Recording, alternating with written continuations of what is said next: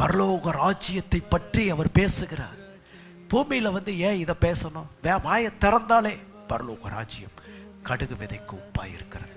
பரலோக ராஜ்யம் எல்லாம் பரலோக ராஜ்யம், பரலோக ராஜ்யம், பரலோக.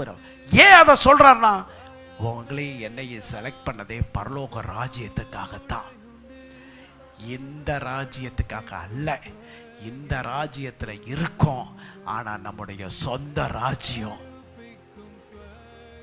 அதனாலதான் அரதேசிகளும் பரதேசிகளுமாய் அவர்கள் வாழ்ந்தார்கள்.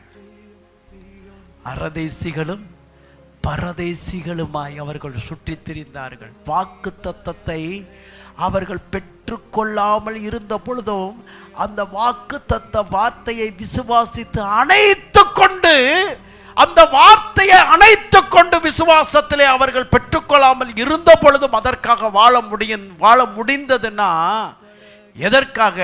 இவ்வுலகத்தின் ராஜ்யத்திற்காக அவர்கள் விசுவாசித்திருப்பார்கள். ஆனால் அப்பொழுதே கிடைக்கல, ஏன் கிடைக்கலன்னு இடறி இருப்பாங்க. அவங்க விசுவாசமே அதைவிட மேலான ஒன்றாக இருந்தது. விளங்கினவங்க மட்டும் கையை உயர்த்தி, கரங்களை உயர்த்தி தேவனை மகிமைப்படுத்துவோம். அல்லேலூயா.